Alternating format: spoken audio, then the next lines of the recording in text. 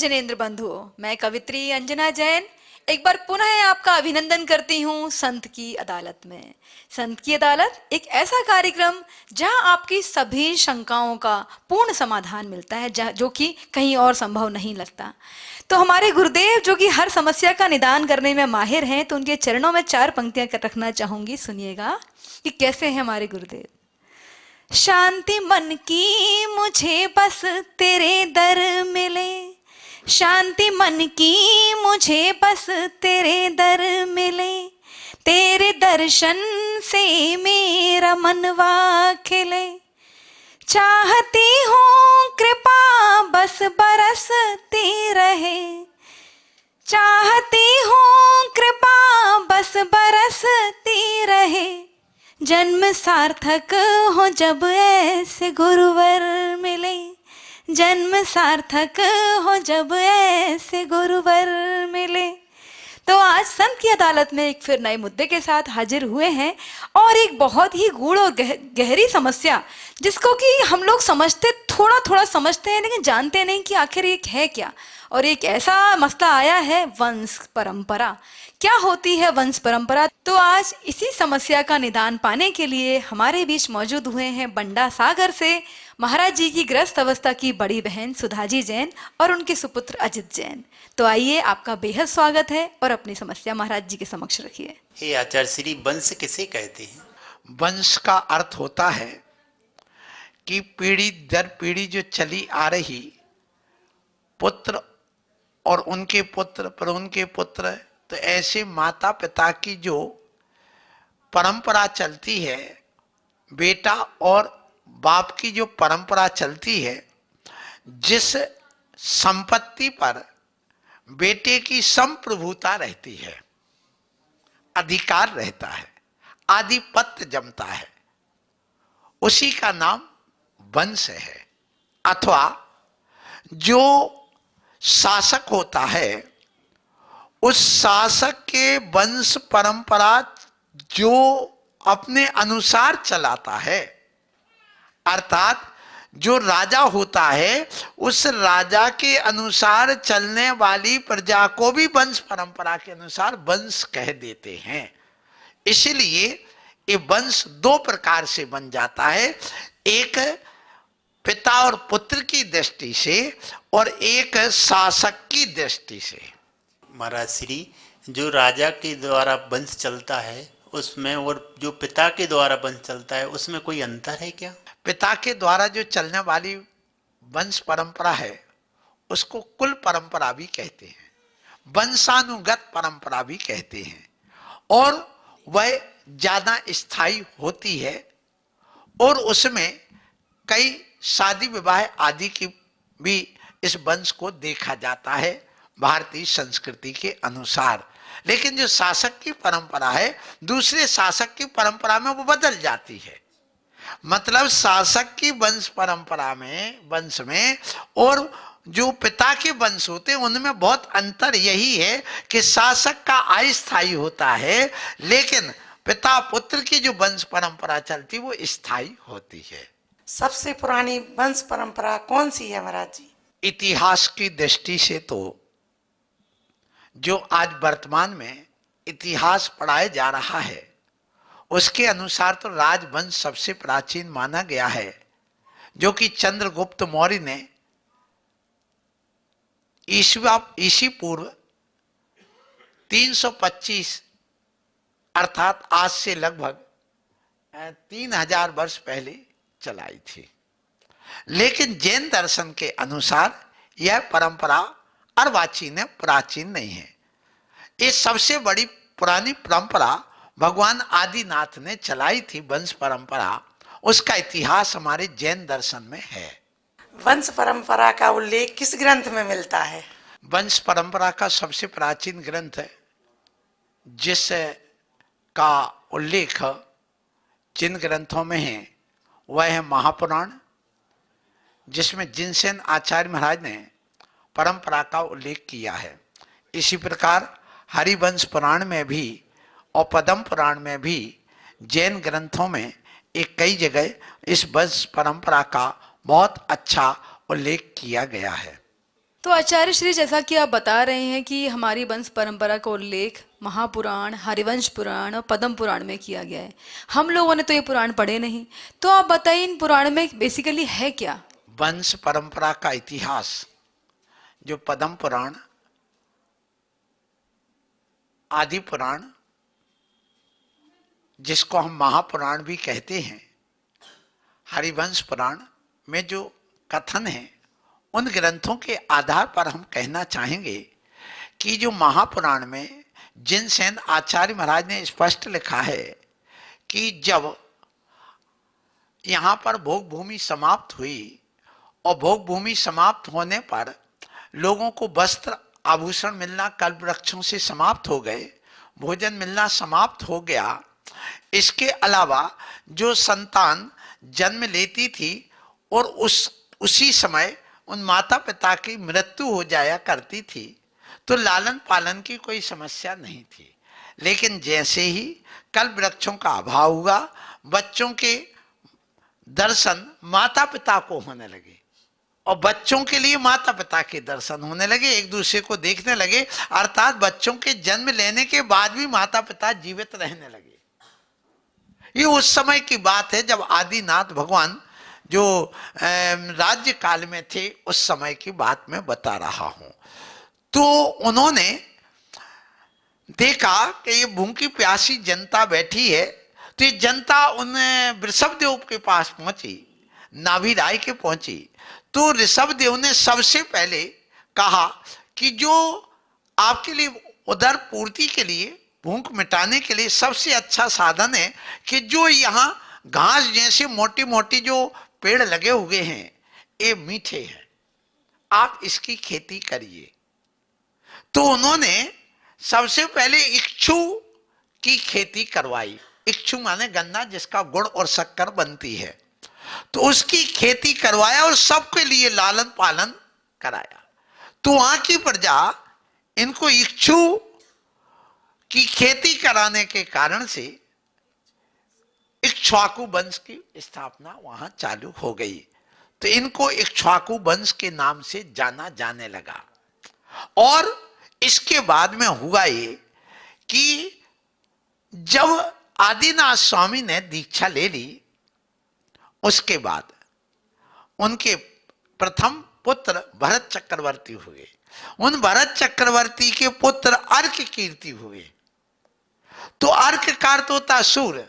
तो यहां आदिनाथ स्वामी भी मोक्ष चले गए और यहां पर भरत स्वामी भी मोक्ष चले गए। तो उनके पुत्र ने, अर्क कीर्ति ने,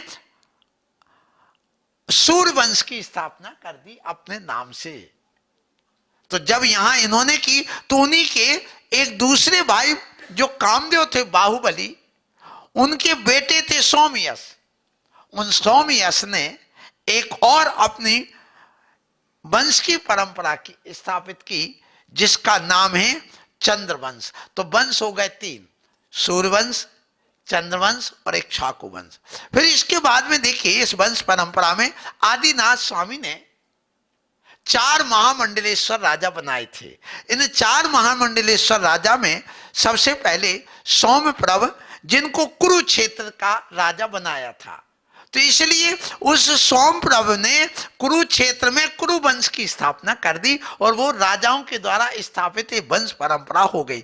दूसरा जो महामंडलेश्वर राजा बनाया, वो हरि राजा को हरिकांत जो क्षेत्र था उसका राजा बनाया, इसलिए उन्होंने हरिवंश परंपरा चालू कर दी। फिर इसके बाद में जो नाथ क्षेत्र था, वहां के राजा को, वहां के जो राजा हैं उनको बनाया अकंपन राजा को।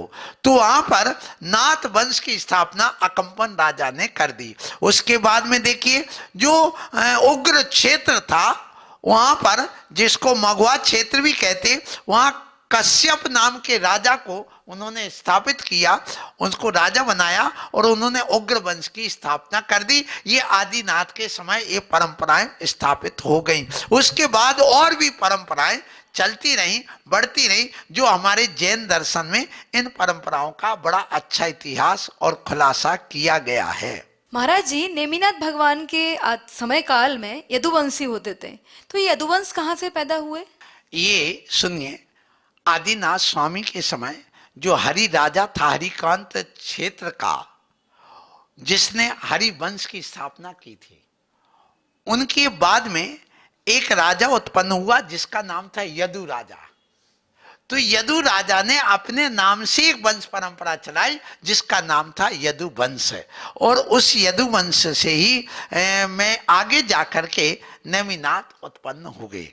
तो महाराज जी, जैसा कि हम रामायण में देखते हैं कि रावण को राक्षस बताते हैं, हनुमान जी को वानर बताते हैं, और हमारे जिन धर्म में कहते हैं वानर वंशी हैं और राक्षस वंशी हैं, तो ये इन वंशों की उत्पत्ति कैसे हुई? सबसे पहले हम राक्षस वंश की बात करेंगे। ये जो राक्षस वंश है, तो आपको मालूम हो कि भगवान आदिनाथ जो हुए वृषभदेव, उनके बाद अजितनाथ भगवान हुए। अजितनाथ भगवान के समोषण में जो इंद्र था, इंद्र और राक्षसों के इंद्र की प्रसंग की बात है कि उस इंद्र को इसने भीम और सुभीम ने और मेघवाहन नाम के विद्याधर ने खूब अपना बल, प्रभाव, भक्ति आदि भगवान की दिखाई।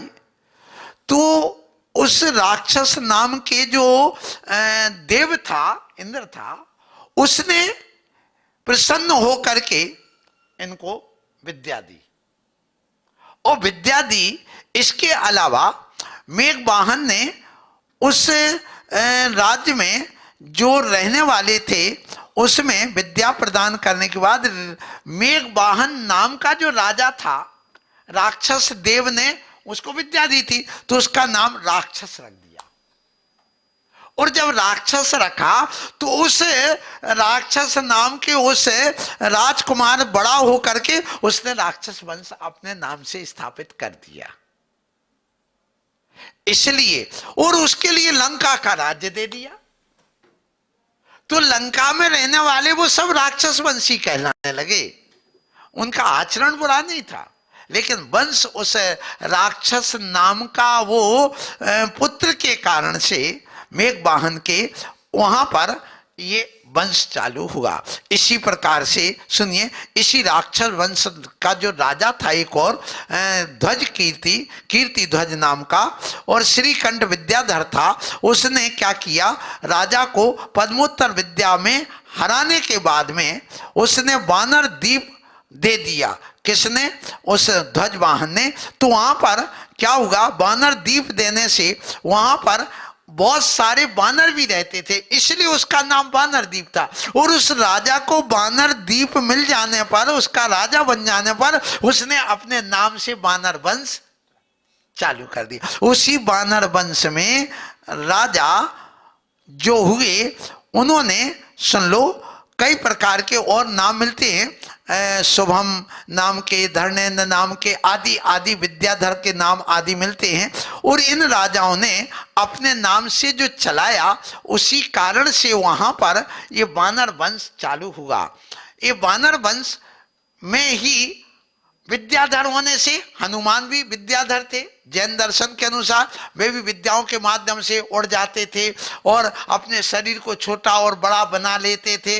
तो उस वंश में होने से वो वानर वंशी थे, वो जन्म से वानर नहीं थे। जो आज वानर का रूप दिखाया जाता है, जैन दर्शन इसको स्वीकार नहीं करता। वो तो कामदेव थे, उनका शरीर कितना सुंदर था, उनकी विद्याएं कितनी थी, वो महान कामदेव हमारे यहाँ पूज्य बताए गए, वो वानर वंश के थे, ना कि वानर थे। ये जैन दर्शन स्वीकार करता है। इसी बात को सुनकर के जो गणेश प्रसाद वर्णी हैं, उन्होंने जैन धर्म को ही अपना लिया था। ये आप लोगों को ज्ञान होना चाहिए। इसलिए इन वंश का अलग अलग उद्भव हुआ है। तो आचार्य श्री, आपकी इस बातों से हमने काफी कुछ जाना, लेकिन ये बताइए कि सबसे पुराना वंश कौन सा है फिर? इतिहास में तो सबसे पुराना वंश राजवंश को, जो चंद्रगुप्त मौर्य जो अभी मैंने बताया था, उनका माना गया।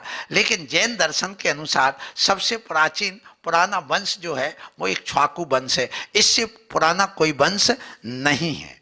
तो आचार्य श्री, भारत में कुल कितने वंश चल रहे हैं? हमारे जैन दर्शन के अनुसार तो जो नाथ वंश है भगवान महावीर स्वामी का, वो तो चल ही रहा है। और जो जो वंश हमने अभी यहाँ पर बताए हैं कि देखिए सूर्य वंश, चंद्र वंश, कुरु वंश, हरिवंश, नाथ वंश, उग्र वंश, भोजवंश, मातंग वंश, ये भी हमारे जैन दर्शन में ये वंश और आए हुए हैं। फिर राक्षस वंश, यदु वंश, वानर वंश, विद्याधर वंश, और इसके अलावा भी कई ऐसे जो भगवान महावीर स्वामी तक चले आए ये वंश तो है ही, लेकिन इतिहास में ये वंश की कोई चर्चा ही नहीं, क्योंकि इन्होंने इस वंश को कहीं पर भी कोड किया नहीं। या तो जैन दर्शन वालों की, जैनियों की कहीं भूल हो गई है, या फिर इसको लिया ही नहीं गया। मैं नहीं मानता कि जैनियों ने अपनी ये बात न रखी हो पहले, लेकिन इसके अलावा आज वर्तमान में जो वंश हैं वो 10 प्रकार के वंश की बात इतिहास आदि में बताई जाती है। एक सबसे पहले मौर्य वंश बताया जाता,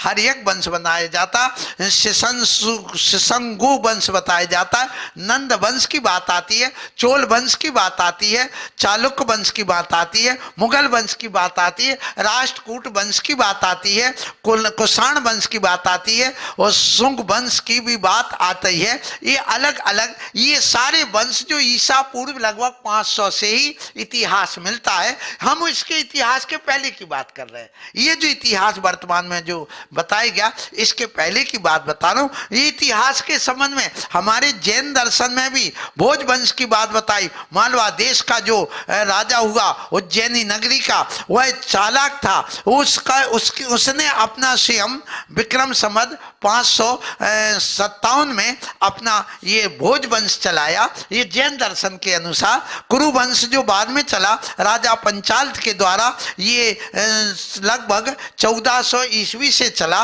उसके बाद राजवंश जो आया मगध देश में, बिहार के दक्षिण में ये चला, और इसके बाद ये बहुत 250 वर्ष तक के लगभग ये वंश चला। सबसे लंबा 255 वर्ष तक चला, जिसको चंद्रगुप्त मौर्य का वंश भी माना गया। फिर कल्की वंश आया, हूण वंश आया, इसके भी इतिहास है। और इसमें कई प्रकार के ऐसे प्रसंग जो आपको अभी तो पूरा नहीं, लेकिन आगे भी इसका हम इतिहास और भी बता सकते हैं। लेकिन कुल मिलाकर के वर्तमान में इतिहास की दृष्टि से जो पढ़ाए जा रहे हैं वो मात्र 10 वंश की बात आती है, लेकिन जैन दर्शन इसको स्वीकार नहीं करता, क्योंकि जो वंश परंपरा हमारे जैन दर्शन के अनुसार है उसकी कहीं पर इन्होंने चर्चा नहीं की है, इसलिए इसको स्वीकार नहीं किया जाए। इतिहास अधूरा है, पूरा नहीं है।